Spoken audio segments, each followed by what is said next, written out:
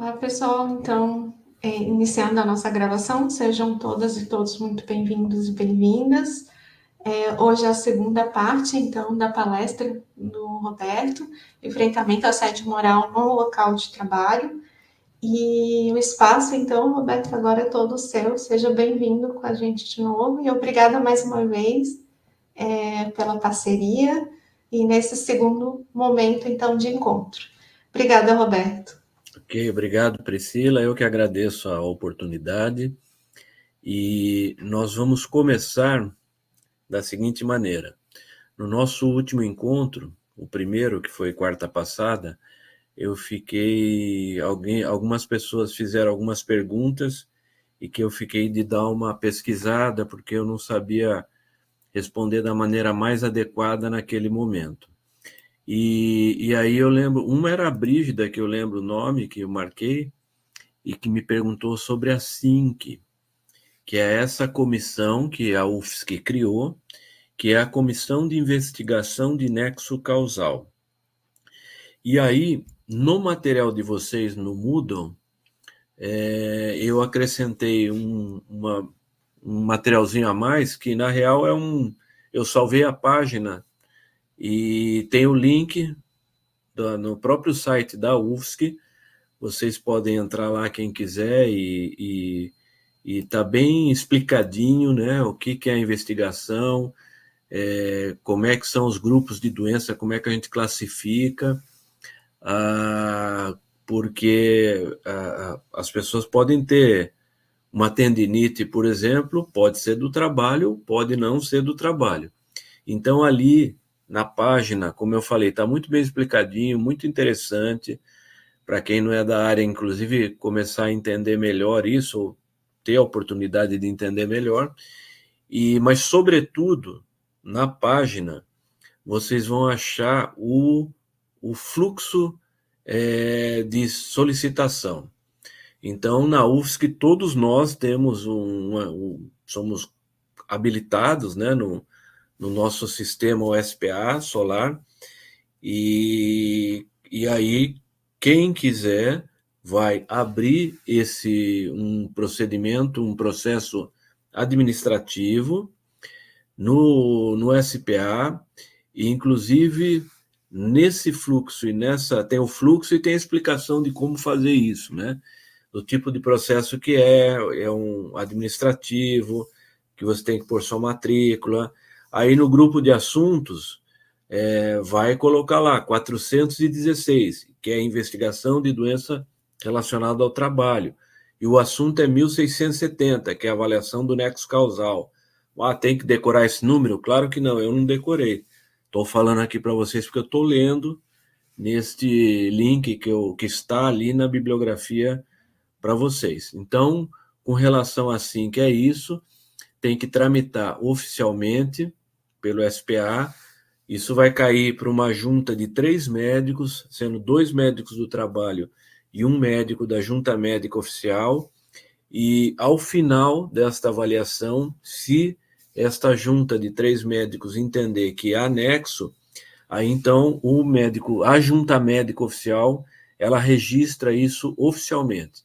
A gente tem um sistema, né? Cada um de nós tem o seu CIAP, cada um de nós, servidor público federal, tem o seu CIAP, e essa informação, através do CIAS, que é o nosso sistema oficial relacionado à nossa saúde, aos afastamentos e tal, esta informação oficial vai ser registrada junto lá aos nossos assentamentos funcionais, tá bom?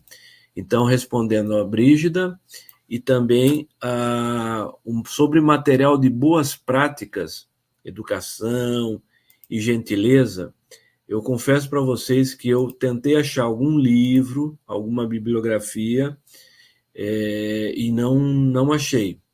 Até tem alguns livros que aí eu não gostaria de indicar antes de dar uma olhada melhor. Por exemplo, A Arte de Ser Gentil, que é um livro um pouco não é um livro técnico, né?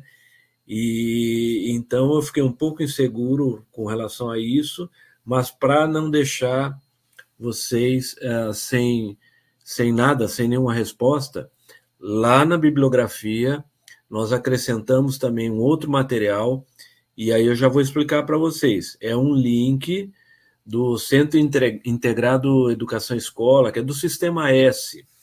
É um link de uma página muito interessante que fala que é fundamental que a gente cultive a gentileza no local de trabalho, e aí e que isso, veja, olha que interessante. E por isso esse link, que é um sitezinho, você lê em 5 minutos, você lê essa notícia do site. Mas ela é muito interessante. Primeiro porque ela traz um conceito básico, que gentileza é uma competência que a gente tem. Portanto, se é uma competência, a gente pode desenvolver.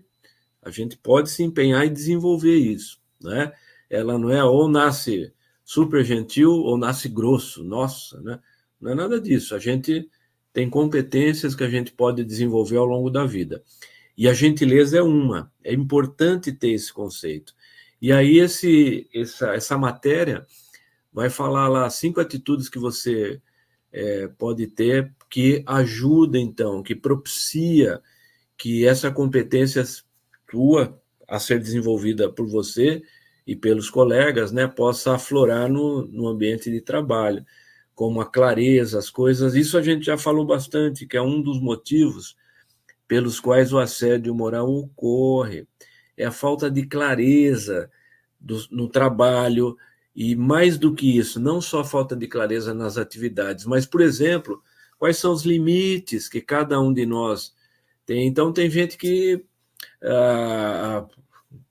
como é que eu digo, culturas, né? Ou culturas regionais, o carioca adora chegar, dar um beijo, abraçar. Já tem gente por parte, em algumas partes do Brasil, que o paulista, por exemplo, é um pouco mais contido, né? Então, são limites que as pessoas têm, que a gente precisa conhecer esses limites e respeitar, né? Simplesmente isso. A gente não está falando aqui de nenhum problema de personalidade, nada disso. São questões muito peculiares, particulares, que o colega do lado pode ser assim e o outro, né, um pode ser introvertido e a mesa do lado é totalmente extrovertido, né? Às vezes a gente tem isso, por exemplo, um exemplo prático. Quando a gente tem áreas de trabalho onde, naquele estilo americano, que tem 5, 6 mesas, sem divisão, sem as pessoas estarem separadas, né? Mas é tudo um ambiente só. Eu já vi isso, peguei isso 2 vezes ali, que essa discussão, olha como é difícil, né, as coisas, mas a gente tem que enfrentar, lembra? Na aula passada eu falei, ó, tem essas coisas assim, assim, mas a gente tem que enfrentar. Então tinha uma pessoa num ambiente que tinha 5 servidores e que ela falava muito, ela falava demais. E as pessoas, 2 pelo menos, reclamavam, verbalizaram, que ficavam muito incomodadas e que isto atrapalhava o seu trabalho. Então vejam, isso foi muito legal, e aí uma procurou a gente ali, por um outro motivo, acabou comentando sobre isso, mas veja, isso pode ser o estopim para trazer, para acabar com as boas relações de trabalho. E aí eu lembro que falei com essa pessoa, eu fui lá, depois falei com a outra, as 2 incomodadas, e disse, olha, vocês como é que estão? Estão em guerra? Não, não, não, nada disso. É tudo muito tranquilo e tal. Eu falei, olha, então, aqui nesse ambiente, se vocês têm um canal de comunicação aberto, vocês têm que abordar essa pessoa de uma maneira gentil e educada, é claro, né? E falar para ela isso, né? E eles fizeram e foi legal. Segundo eu soube depois, o negócio deu uma reorganizada, né? E eles pararam de ficar incomodados e a pessoa ficou até feliz, um deles me falou depois, porque as pessoas passam ali com a gente tem prontuário, a gente anota, então passa um ano depois, a gente lembra e comenta, né? Que a própria pessoa se sentiu agradecida e feliz porque ela não sabia que incomodava, e aí ela entendeu que parava de incomodar os colegas. Então vejam, enfrentar os problemas, ter clareza, ser sincero, e é isso que esse artigo que está aí na referência fala para vocês, tá? Então é isso, e agora começamos aqui retornar do ponto que nós paramos, que eu vou voltar aqui o slide só para vocês lembrarem, lembra?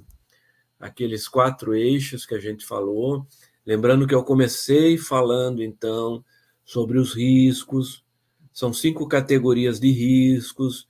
Só vai ter problema, acidente e doença do trabalho, onde tiver risco, porque isso não é um problema genético, não está na gente, está no ambiente. É no ambiente de trabalho que existe o risco laboral.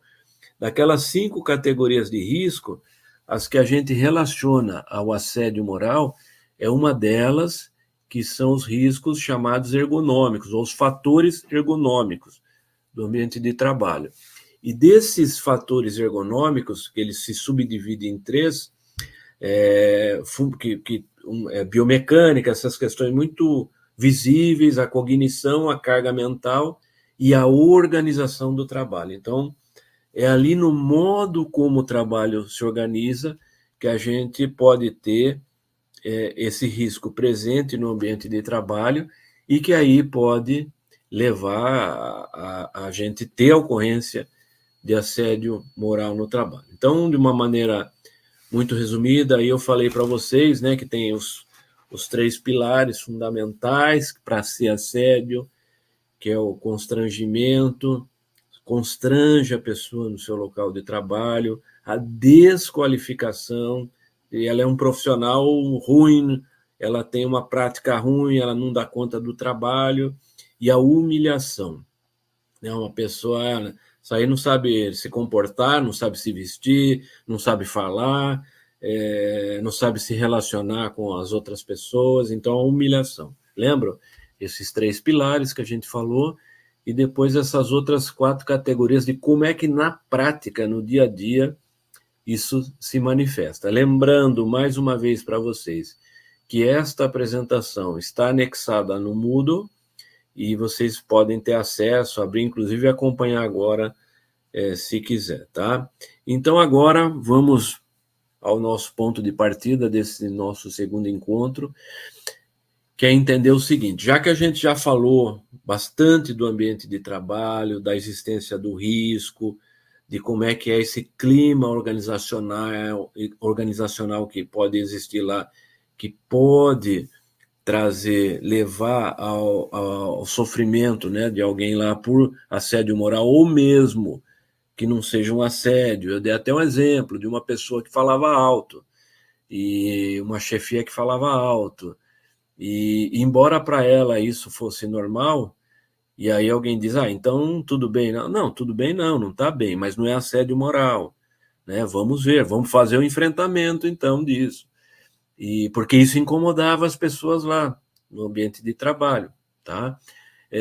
Então, por isso que eu estou falando das violências, e às vezes, nesse caso, exatamente nesse caso, involuntário mesmo, tá? Mas mesmo assim, a pessoa tem que entender que quando ele está, não é porque, né, eu sou espaçoso e gosto de dar cotovelada.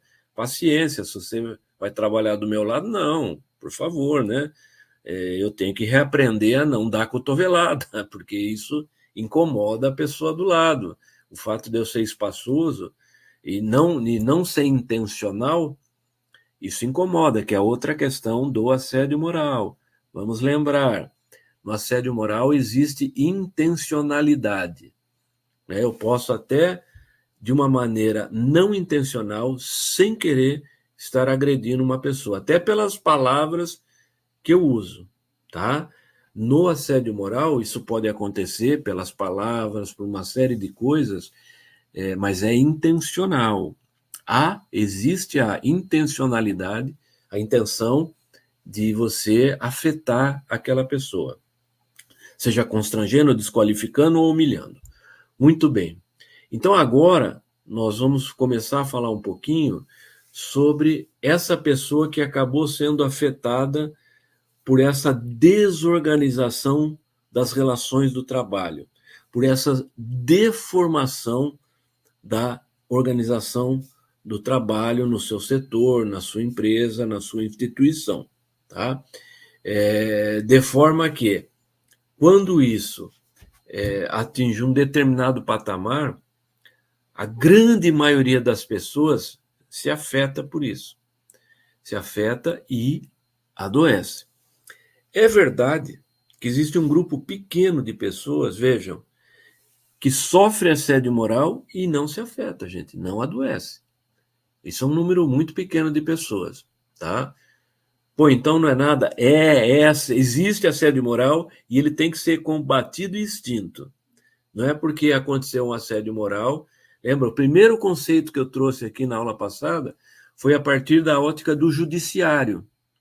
Então, mesmo, e lá eles julgaram, eles pegaram, teve um julgado lá que eu trouxe, que a pessoa não adoeceu, mas mesmo a pessoa não adoecendo, tendo ocorrido assédio moral no ambiente de trabalho, o assediador foi condenado. Mas não deu nada para ninguém, mas ele não se está falando se deu ou não deu. Isso é mais uma consequência que ele vai ter que responder.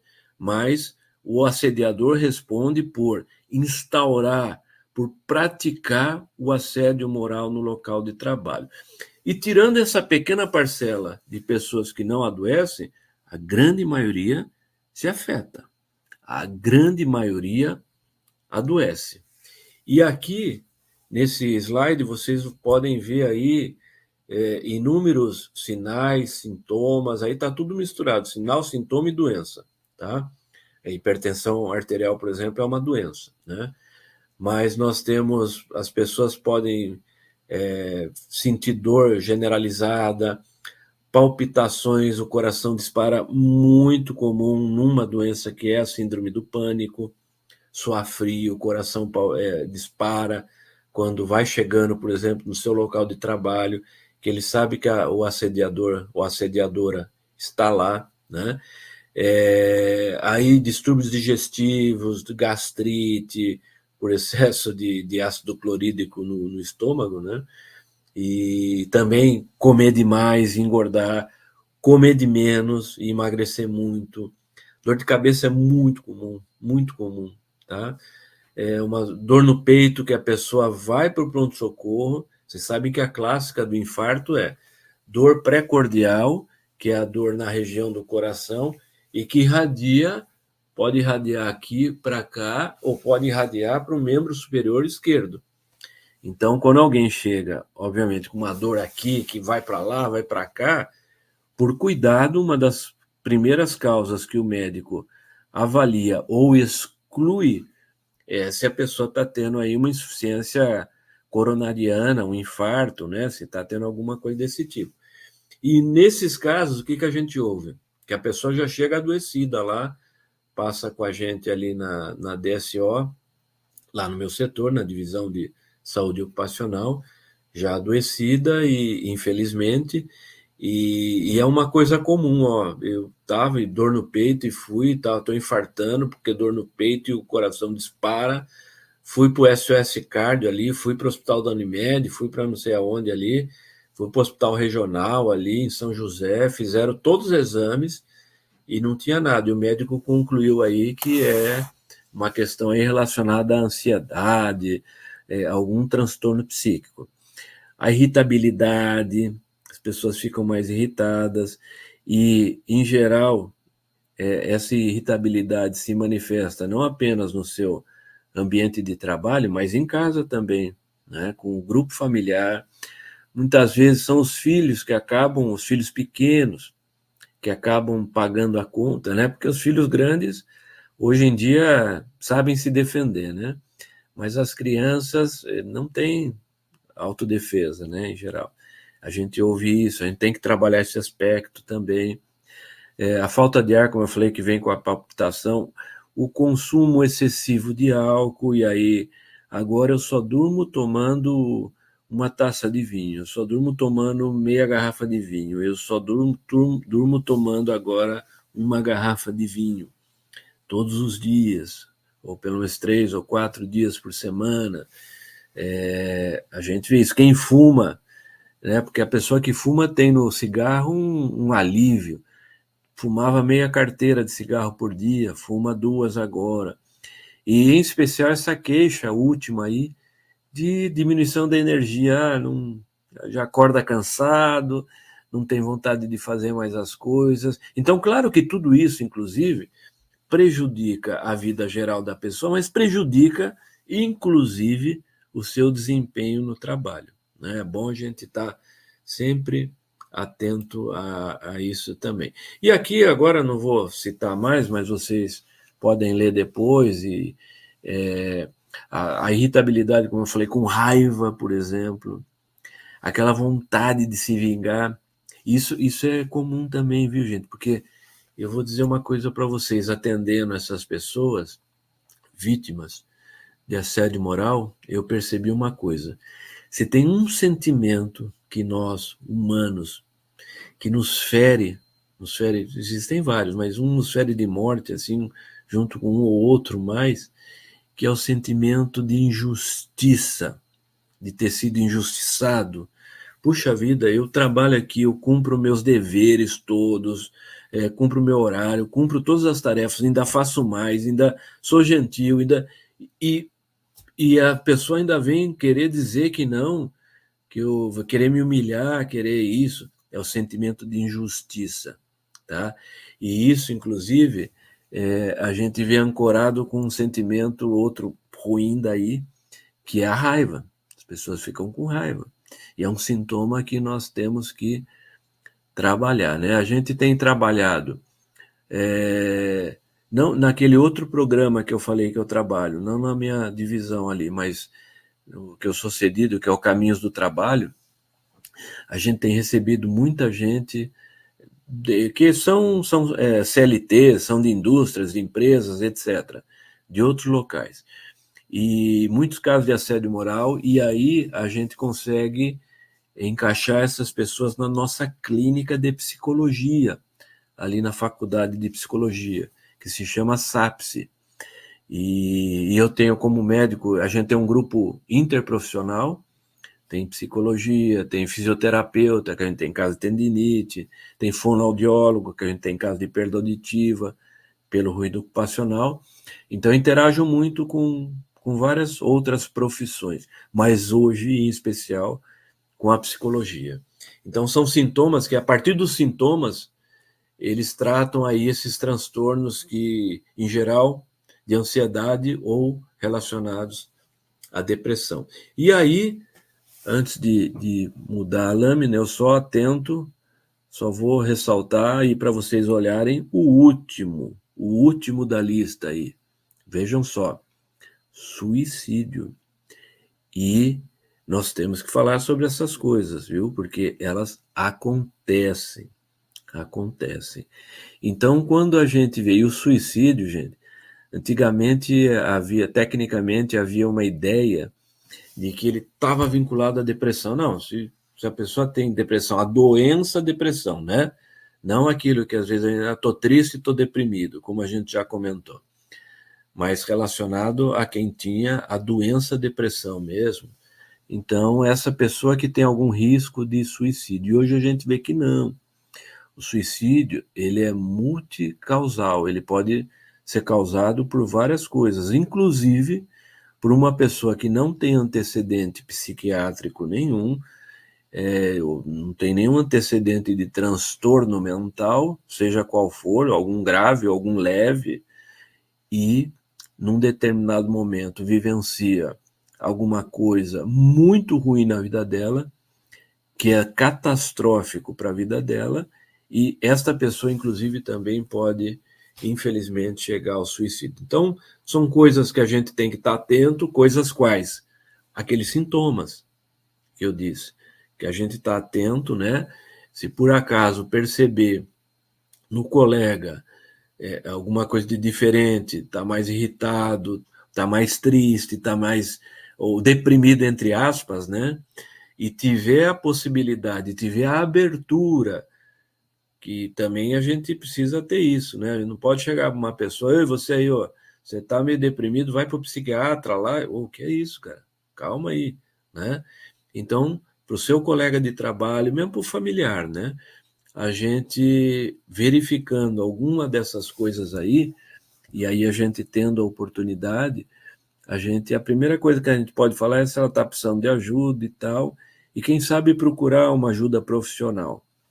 e que ajuda muito, eu estou te falando, como eu tenho tido essa prática com os psicólogos ali no SAPSE, na nossa faculdade de psicologia, tá? Bom, e daí, como é que a gente faz a prevenção, então?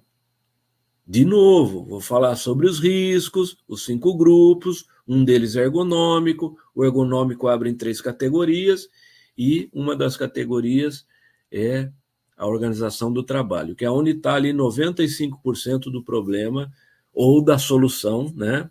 A solução para não se ter assédio moral, ou o problema que vai levar ao assédio moral. Então, gente, uma coisa é esse clima de respeito, né? A gente tem que respeitar as pessoas. E respeito não significa que você não pode falar nada, que você... Olha só, eu atendendo agora, eu já estou com 60 anos, né? Fiz agora. E aí eu atendo com a gurizada ali da medicina, da psicologia, de algumas faculdades no ambulatório do HU, segunda tarde, e eles têm 20, 22 anos, 23 anos. E esta questão da diversidade de gênero é uma questão que é muito recente, que a gente fala com certa naturalidade, que é tranquilo para discutir. Então eu digo para eles, né, vira e mexe, e a gente atende, já atendeu, nesse ano, por exemplo, a gente atendeu pelo menos 5 pessoas trans, 4 mulheres trans e um homem trans, né? E aí eu digo para eles, ó, o negócio é o seguinte, vocês têm que me ajudar no meu letramento sobre essa questão de gênero, porque quando eu tinha a idade de vocês, ou quando eu estava na faculdade, essas coisas não eram classificadas, primeiro que não eram faladas abertamente, né? E não eram classificadas dessa maneira que é hoje, né? Não há esse degradê que existe hoje para a gente compreender a diversidade de gênero mesmo, né? Que hoje dá para entender, e aí lendo, aí conversando com eles, por exemplo, eu entendo melhor daí, que isso não é aquela coisa obtusa de ou é homem ou é mulher, ou é homossexual, ou não. Existe aí um degradê grande, onde as pessoas vão se inserindo e tal, que é o lugar de gênero das pessoas, né? Mas veja, eu estou contando isso porque é o seguinte, o clima de respeito não me impede de conversar com eles, alunos de 20, 25 anos, e dizer, meu amiguinho, eu sou professor aqui, você é um aluno e eu não sei sobre esse tema aqui, que vocês sabem bem, porque inclusive ali a gente tem aluno trans, a gente tem aluno homossexual, a gente tem aluno das diversas matizes aí, onde estão, né, distribuídos hoje essa questão. Então, eu estou contando isso para vocês para mostrar que, embora existam temas difíceis, a gente tem que encarar esses temas. E que perguntar, querer aprender e instituir um diálogo respeitoso, né, é um clima de respeito, sim, não é desrespeito nenhum. Desrespeito seria outras coisas que, infelizmente, a gente ouve falar ainda por aí, né? E mais, né, a tolerância. A tolerância para a chefia hoje, eu imagino que esteja difícil. Hoje eu sou soldado ali, e eu sempre fui alternando minha vida profissional, trabalho, faz 35 anos que eu trabalho como médico, então alternando entre soldado da ponta atendendo ou gestão, né, vários cargos que eu já tive, depois volto para ser soldado e tal. E estou muito feliz como soldado, e fico pensando que hoje quem está na gestão tem algumas dificuldades maiores, né, para trabalhar, inclusive, porque trabalhar essa questão, principalmente dessa geração mais nova, da frustração, né, e que não ter ou ser perguntado sobre alguma coisa pode ser frustrante ou ser questionado, né, e como a gente já falou na aula passada, metas não se tratam de assédio moral, né? Se tratam, sim, de uma coisa que existe, né? Dentro de uma organização do trabalho que todos nós estamos submetidos a isso. Metas abusivas, não, né? Assim como cobranças Não se trata de assédio moral. Agora, dependendo de como eu faço isso, de uma maneira ríspida, humilhando uma pessoa em público, isso pode ser um componente, sim, de assédio moral, tá? Então, a prevenção, vocês veem que tem aí várias possibilidades da gente eliminar o assédio moral. E assim, quero dizer uma coisa para vocês. Nós temos, principalmente quem é gestão local ali, eliminar a possibilidade da existência de assédio moral. Olhe um dos itens que está aí: treinamento em gestão de conflitos, rodas de conversas periódicas. Então, alguns setores têm chamado a gente, ou não precisa ser a gente, na psicologia tem gente que trabalha assédio moral, na nossa universidade tem vários grupos que trabalham isso. E agora, com a aprovação pelo nosso Conselho Universitário da nossa política do assédio moral, de combate ao assédio moral e da abordagem das violências, que eu vou, inclusive eu quero ver, eu quero conseguir participar da aula que vem para aprender esse encaminhamento certinho, como é que a gente pode fazer, né? E então nós temos uma ferramenta mais tremenda na nossa universidade para que aqueles, em especial gestores de qualquer nível, que queiram combater o assédio moral, tem instrumento, tem ferramenta. É isso que está acontecendo, né? O nosso conselho universitário nos aprovou e nos deu uma Ferrari no sentido de pilotar uma coisa de alta potência na prevenção do assédio moral, né? Seria mais ou menos isso. Eu sou ruim de carro, porque o que eu gosto mesmo é de carrinho 1000, que economiza, então não fala. E tive um monte de Uno Mille na vida, que é um carrão, viu?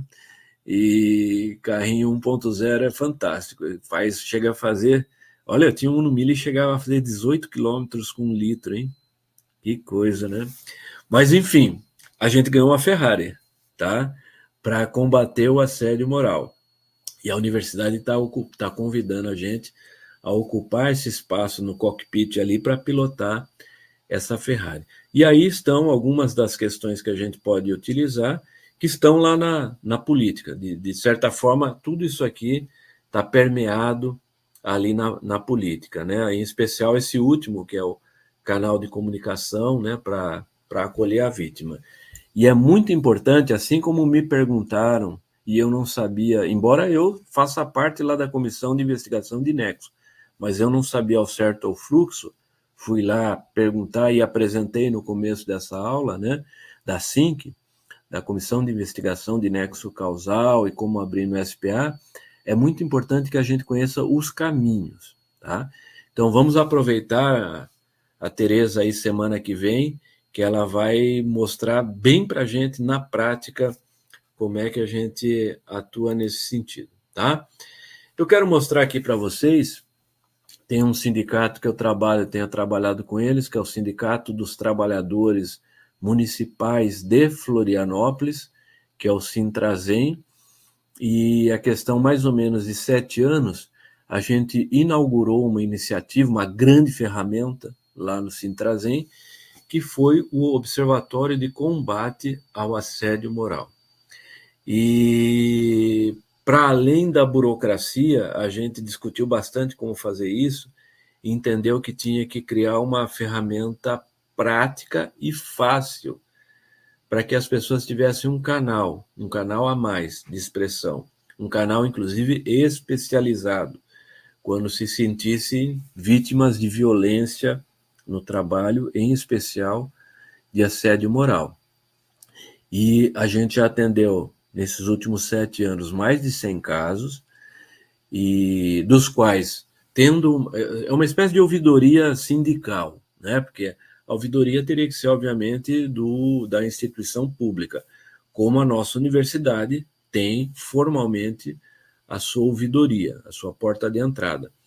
O município ele tem algumas portas de entrada para esse tipo de queixa, que não, segundo os servidores, não são satisfatórias, e pensando nisso, então, o sindicato entendeu que poderia instituir mais essa ferramenta que é a sindical. Fez isso, e nesses 7 anos, como eu falei, a gente já absorveu mais de 100 servidores que tiveram queixas, do qual quase que a metade não é assédio moral. Ah, mas não é nada? Então, quando a gente fala assim, ó, não é assédio moral, não quer dizer que não é nada.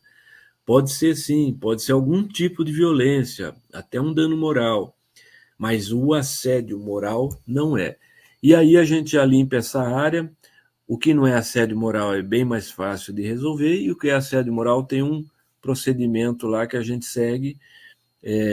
Inclusive aí eu atendo essa pessoa também, passa para um dirigente sindical, a gente faz a mediação, aí o passo 2 se for assédio moral mesmo, quando é assédio moral, vem para mim, eu atendo.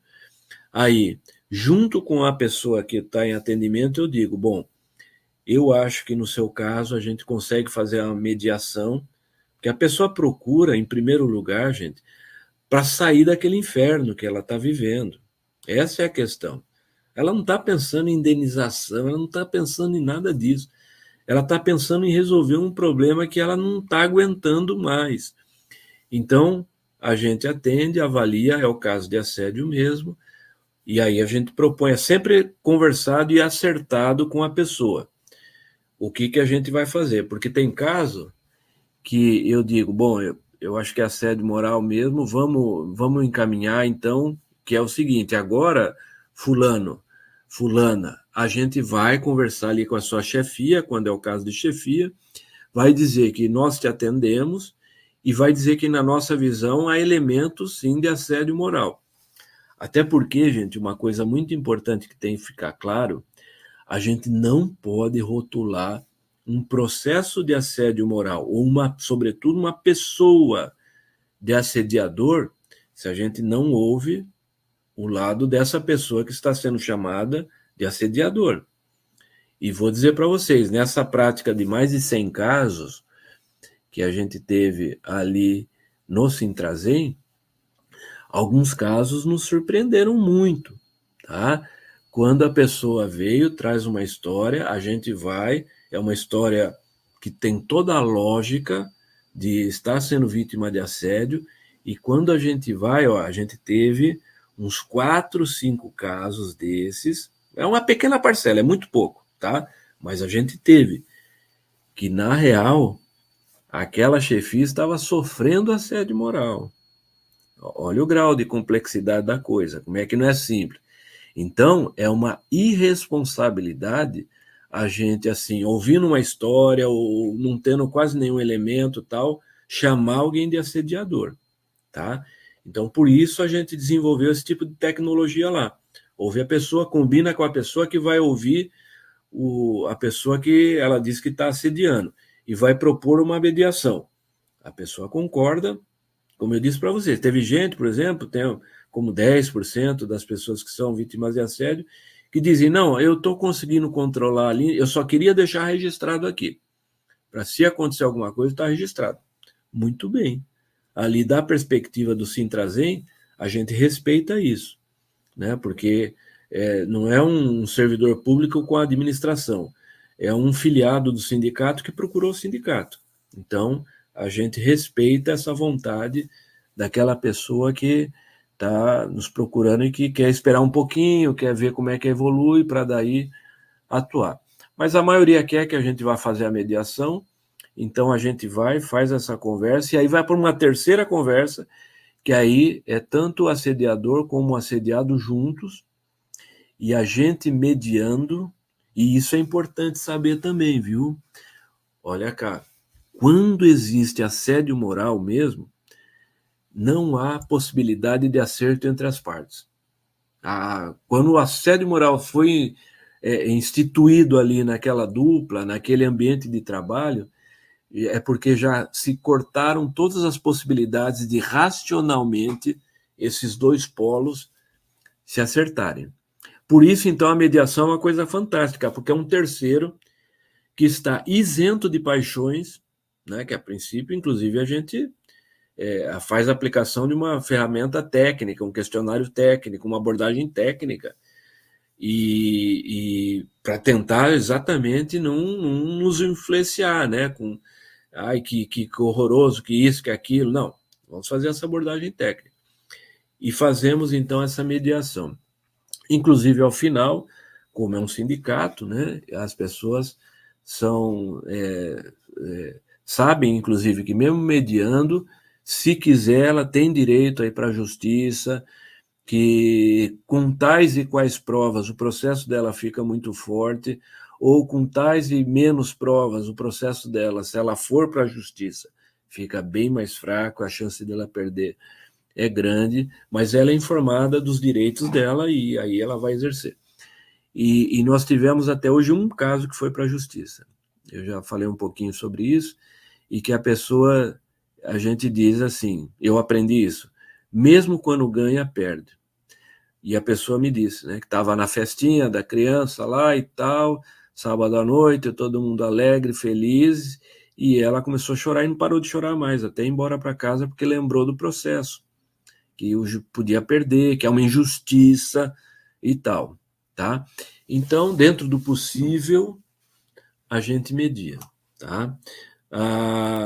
E aí, a intervenção que eu dei um exemplo de intervenção que é de um sindicato, né, um órgão sindical.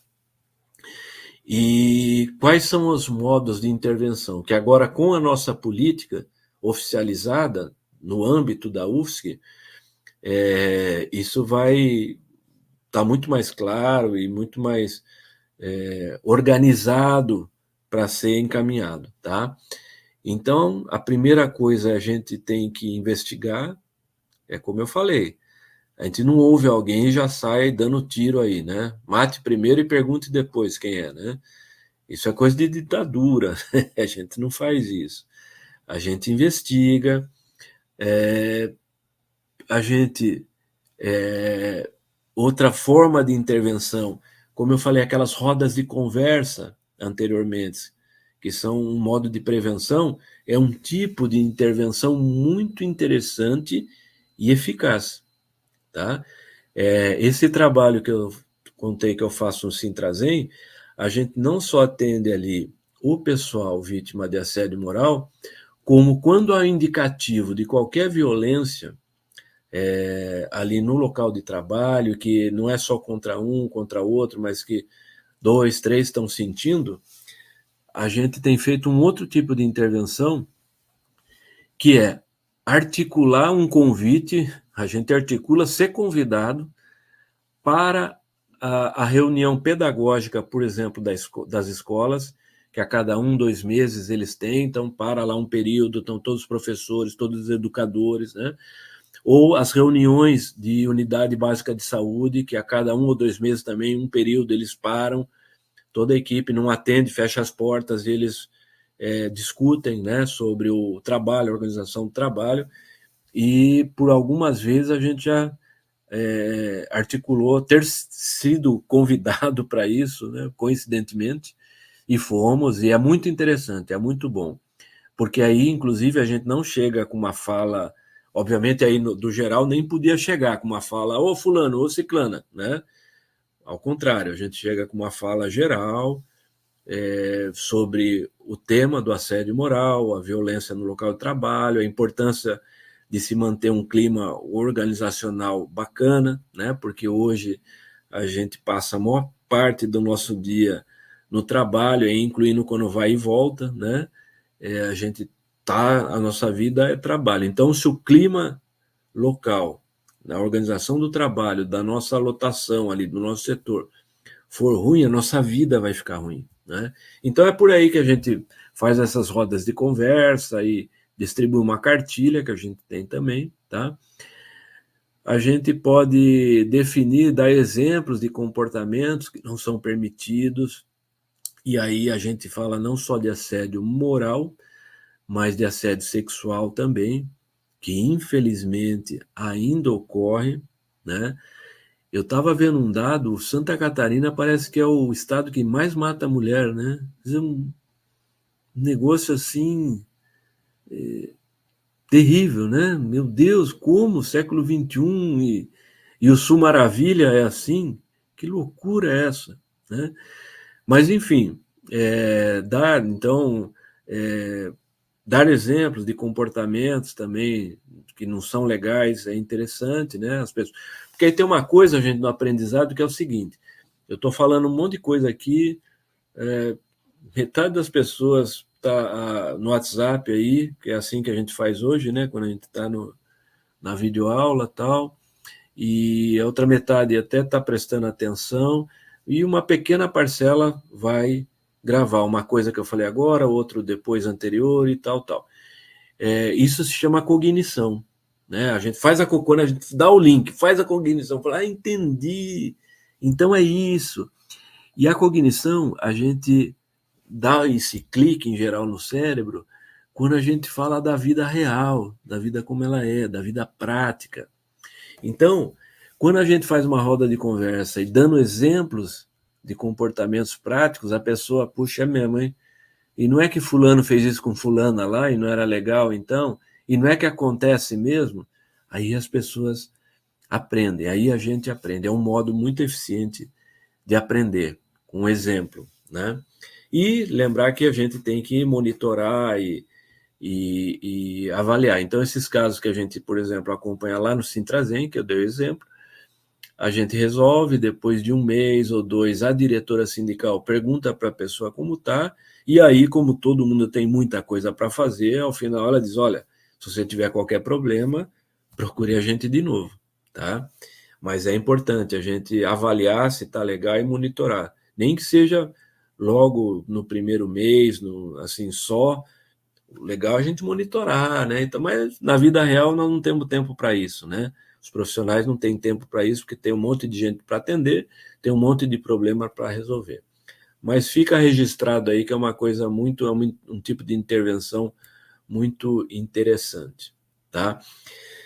Lembrar que houve uma mudança que não nos afeta diretamente, porque essas normas reguladoras, as NRs, elas são relacionadas ao trabalho da pessoa que está vinculada segundo a consolidação das leis do trabalho, a CLT. Entretanto, isso afeta assim a gente porque é um tema que foi colocado em discussão para o trabalhador privado, e não só em discussão, mas como uma obrigação, e vai ser e tem sido, inclusive, muito cobrado das instituições públicas, que é a obrigação patronal de avaliar o risco psicossocial. Então, até aqui, a obrigação, ela tinha que avaliar os riscos, os 5 grupos de risco, mas a obrigação maior, inclusive de pagar a insalubridade, eram em 3 riscos básicos, são químicos, físicos e biológicos. Agora, nós temos incorporado nessa obrigação de fazer alguma coisa nos riscos psicossociais também. Não vai pagar insalubridade não, viu? A questão da insalubridade continua os 3 riscos lá. Mas isso deveria ter sido colocado em prática a partir de 26 de maio deste ano que nós estamos encerrando, e porque isso teve uma antecipação de 2 anos para preparação patronal, e já tinha esse texto. E quando foi chegando em março, em abril deste ano, houve uma comoção geral patronal de que não conseguiria fazer, então o ministro do Trabalho adiou isso como uma obrigação para mais um ano. Então, em 26 de maio de 2026, todo o setor privado vai ser obrigado a ter esta avaliação de risco, quais riscos psicossociais existem e qual é o nosso plano enquanto empresa para se contrapor a isso, tá? E isso vai refletir na gente, porque se a instituição privada está fazendo isso, o nosso sindicato, com certeza, o Sintufs, que vai cobrar isso da nossa administração também. Então, e eu sei que a administração já está pensando alguma coisa nesse sentido, e a própria instituição da política de combate às violências no local de trabalho, assédios, já é uma resposta a isso também, tá? Bom, e quando a prevenção falha? Quando a prevenção falha, nós vamos ter aí as doenças, né? E não só as doenças, quando a coisa é crítica, as pessoas vão para a justiça. Aliás, as coisas são críticas e as pessoas mesmo assim resistem de ir para a justiça, né? Tem que saber que uma pequena parcela que procura a justiça. Agora, dessa pequena parcela que procura, elas têm tido muitos ganhos, viu? Assim, tem um tanto, ó, que perde o processo, e eu comentei um pouquinho isso com vocês lá no nosso encontro passado, que a justiça, ela funciona com provas, tem que ter prova.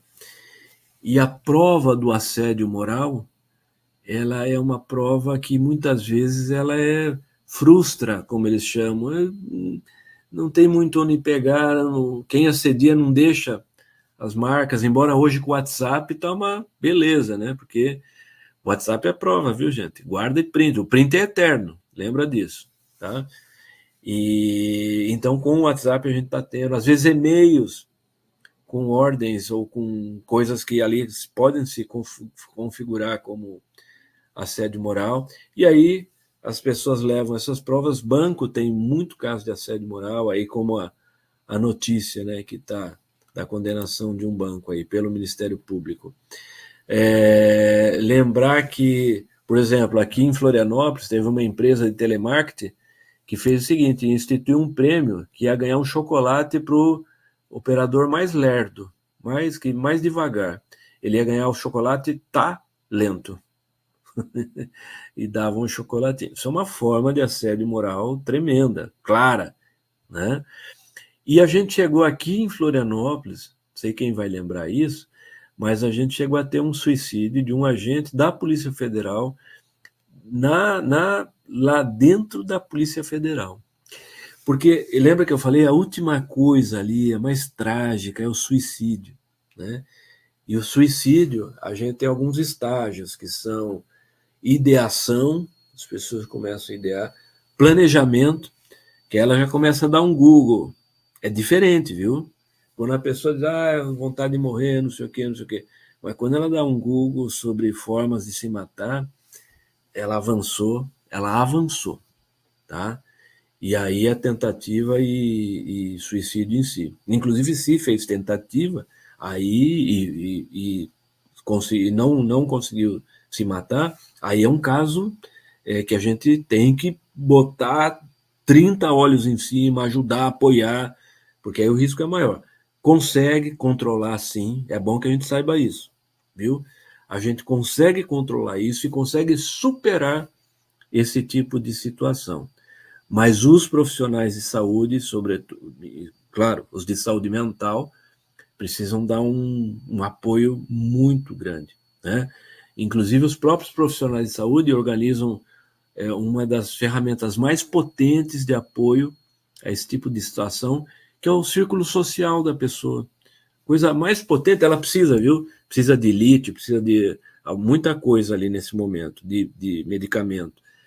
Mas o que ela mais precisa é sua rede aí de convivência social, de apoio, sua rede de apoio. Isso faz toda a diferença nesses casos, ter isso bem estruturado, que é uma coisa difícil hoje também da gente ter. Mas, enfim, e vejam que se suicidar no local de trabalho passa uma mensagem muito forte para a gente, né? Que a gente tem que refletir a respeito. Enfim, olha só que interessante. A questão de uns 15 anos começou a ser documentado com mais frequência essa questão de se suicidar no local de trabalho. E a primeira figurinha que vocês têm, à esquerda, superior esquerda, que é da Foxconn, na China, né? Olha só como por onde caminha, né, a cabeça da gestão em alguns momentos. Então, teve um caso, depois teve outro e mais um de suicídio lá na empresa. Eles subiam, tá vendo que são prédios altos? Eles subiam lá em cima e se atiravam. Qual foi a medida de prevenção que a Foxconn na China adotou? Vamos pôr umas redes aí, porque cai num... Olha só. Enfim, né? Eu acredito que deveriam existir muitas outras medidas mais eficazes, né, e eficientes para a gente tratar desse assunto. E às vezes a gente trata esse assunto de uma forma desqualificada. A gente tem que se qualificar, que é o que vocês estão fazendo aqui, o que a gente está fazendo aqui hoje, né? Vocês não estão aqui à toa, vocês estão aqui porque estão muito interessados em se qualificar para esse tema. E eu vou dizer mais uma vez, olha aqui, ó, que bom que vocês estão aqui, que bom que tem muita chefia, porque o assédio moral só se cria, como dizem os manezinhos, onde tem abertura para ele se criar, onde tem permissividade para ele existir.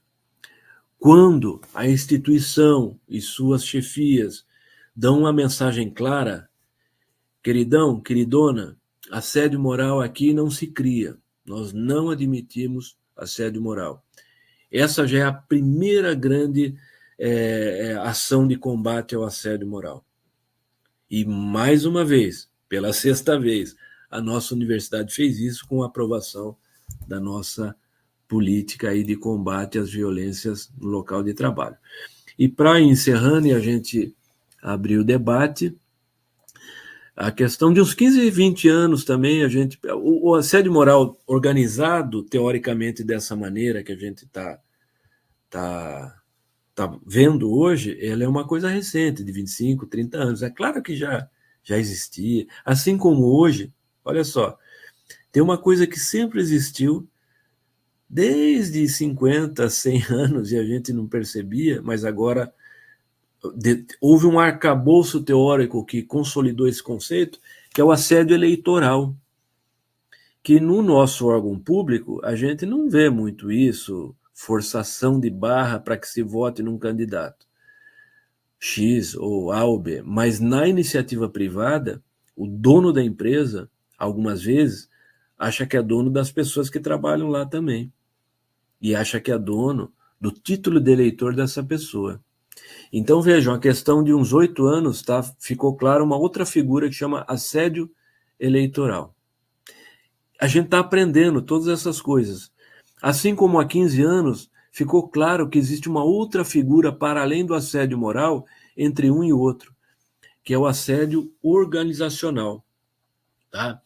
Onde a instituição, a empresa, em geral nas empresas privadas, mas nas instituições públicas a gente vê isso também, prefeitura a gente vê, que é organizar uma série de práticas,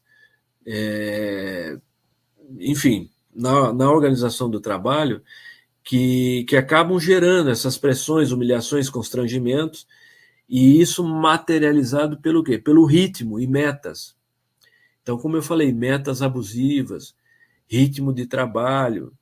É fácil, às vezes, entender, mesmo quem nunca entrou num frigorífico, como eu falei, como é o ritmo lá para cortar a asa do frango, né? Ou para tirar o filé do frango com a faca, ou para pendurar o frango que chega. Chama pendura essa função, logo inicial. Mas nós também podemos sofrer esses riscos, não é?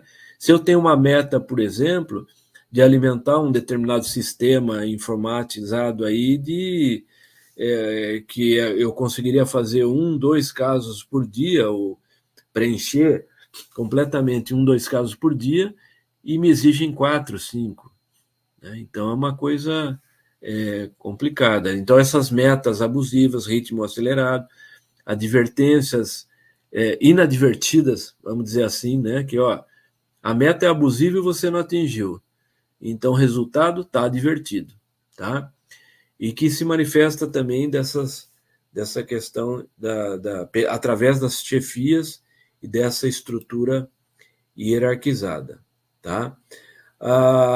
Aqui um outro conceito que é muito interessante que eu trouxe, que aí mostra bem o que é esse assédio organizacional, que é um conjunto de condutas. Eu vou ler esse porque é muito bom, tá? Conjunto de condutas abusivas, ostensivas e continuadas. Veja que o assédio moral tem esse conceito muito importante, é continuado, né? Não é uma foto, é um filme, tá? Em que o empregador objetiva a sujeição de um trabalhador ou de um grupo de trabalhadores a sua exorbitante política de produtividade. Então, na iniciativa privada, é fácil a gente pensar isso do ponto de vista das metas mesmo de produção, de número de frangos abatidos lá no frigorífico, o número de cadeiras produzidas lá na metalúrgica, mas nos órgãos públicos também a gente tem que lembrar que ela pode ser direcionada, talvez não para tanto também para cumprir metas que a gente não consegue e tal, mas talvez, e aí não na União, pelo menos não agora, para mim é muito claro isso, mas em muitos municípios e em alguns setores de governo do Estado, para atingir uma meta político-eleitoral, né? Político-partidária. Isso a gente pode encontrar, tá? Então pode estar sendo feito um assédio moral organizacional numa prefeitura qualquer com este objetivo. E a gente tem que ficar muito atento a esse tipo de coisa. E aqui, olha só que interessante, né? Isso aqui, essa médica, antes de nada, antes de tudo, ela foi vítima de um tipo de assédio organizacional, que é o seguinte: precisavam 4 médicos para atender aquela demanda naquele pronto atendimento do Rio de Janeiro, onde ela estava. Aí deram férias para 2 ao mesmo tempo e o terceiro estava de atestado. Ela, que foi trabalhar sozinha, chegou lá e tinha 60 pacientes. E era inclusive, a tragédia desses fatos, era uma pessoa extremamente doce, que muito responsável, gostava de ouvir as pessoas, né?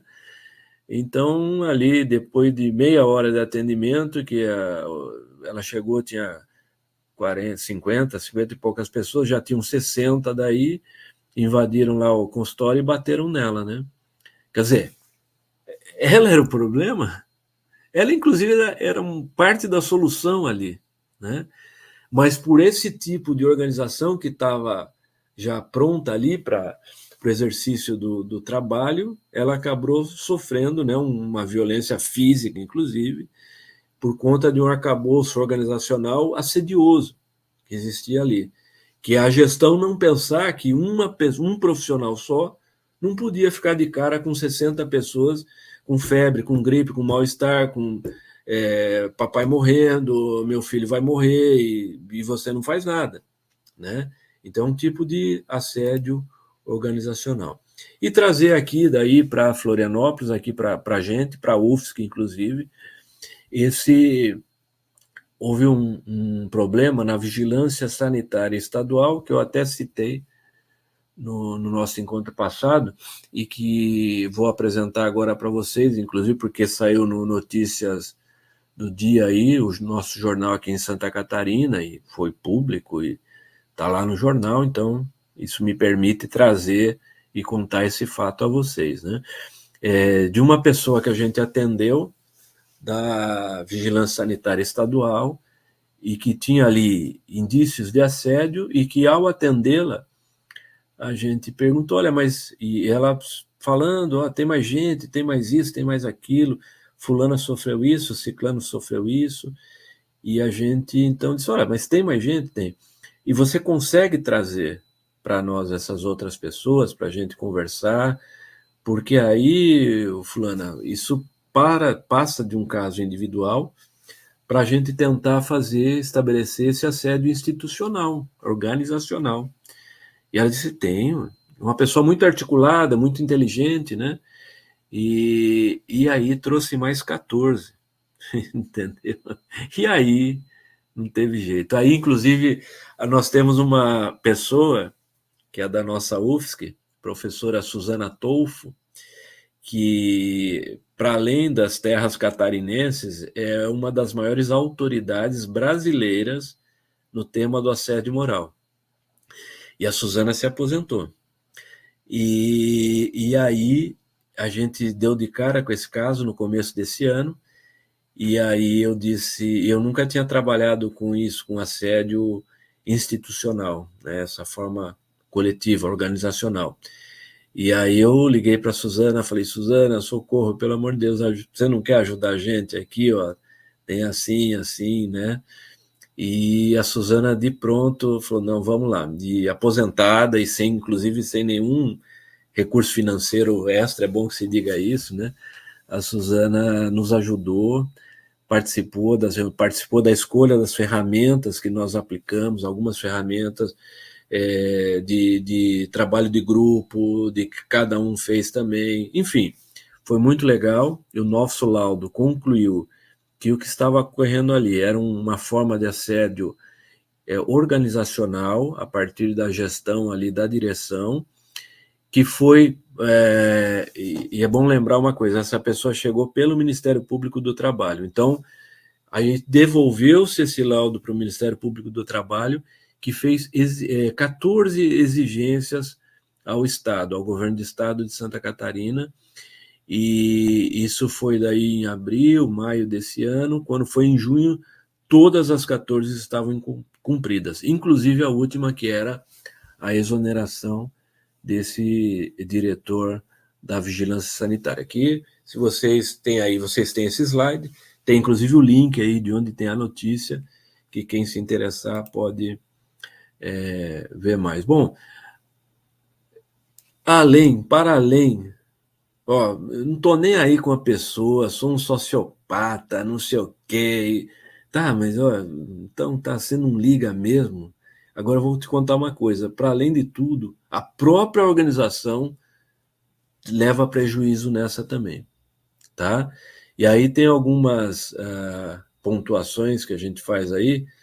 Por exemplo, vira e mexe, a gente tem lá atestados, afastamento com atestado médico explode entre professoras.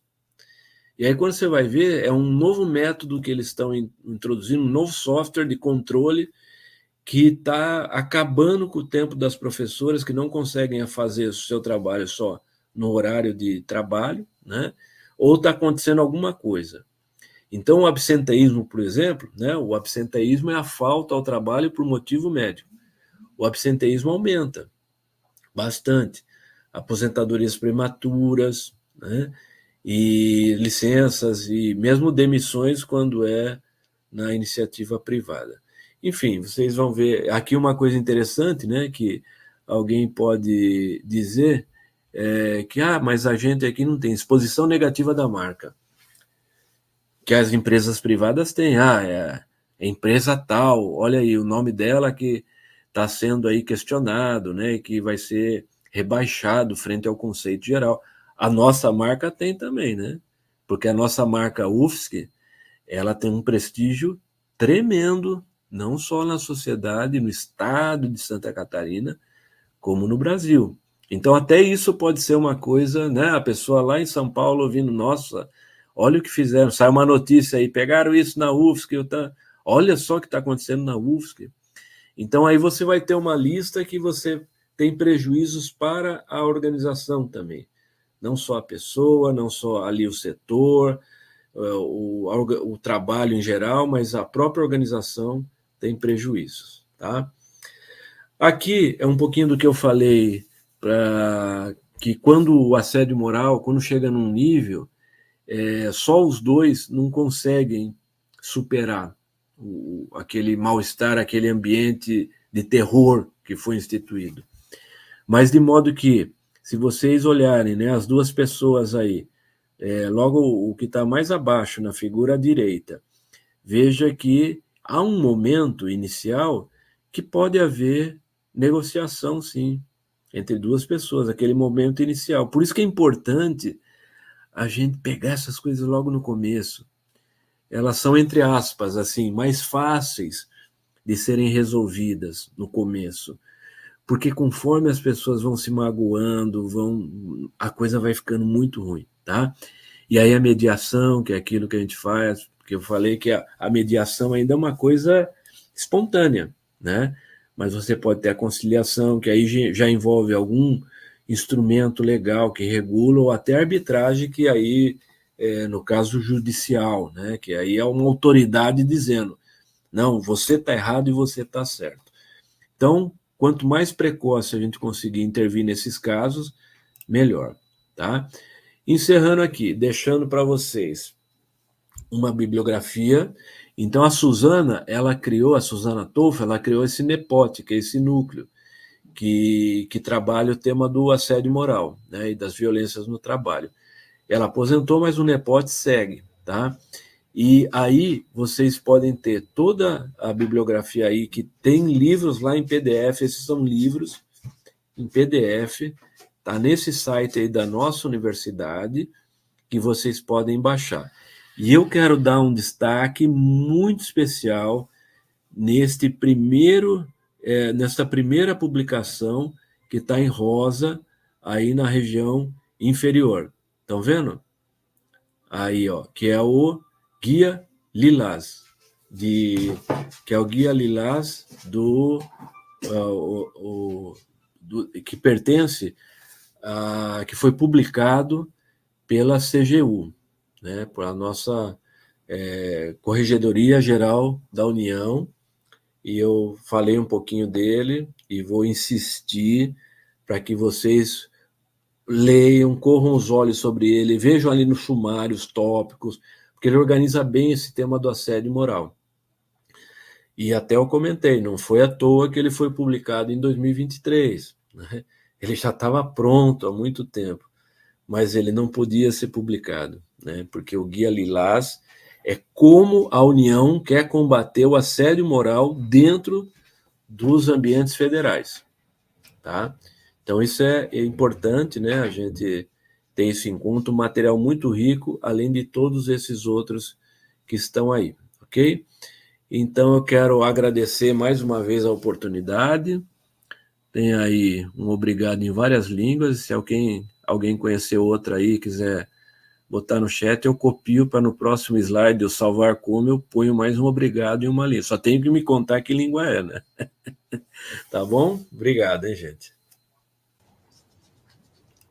Então, oi, Roberto. Então, a gente é que agradece, Roberto. Eu ia estender esse agradecimento depois, mas tenho certeza que foram duas etapas, né, duas palestras que trouxeram muito esclarecimento para a gente. Então, a gente agradece, a equipe também da capacitação agradece. A gente sabe todo o teu envolvimento, né, nas nossas reuniões, porque a gente vê o produto final aqui, né, mas a gente não, muitas vezes as pessoas não acompanham o anterior. Então, todo o cuidado, todo o processo, gente, foi uma dedicação bem grande do Roberto, a gente acompanhou. Então, é muito bom saber que a gente pode contar com um parceiro também nesse esclarecimento, né, e para tratar de um tema que não é fácil de lidar, né, Roberto? Não é fácil, a gente sabe. Então, a gente agradece por ter topado esse desafio de estar aqui nessa construção de duas tardes formativas. Então, pessoal, eu vou, conforme o nosso combinado, né, como a gente tem feito nas outras apresentações, a gente vai finalizar, então, a nossa gravação e aí a gente vai abrir para os debates, tá bom? Então, eu vou finalizar por aqui.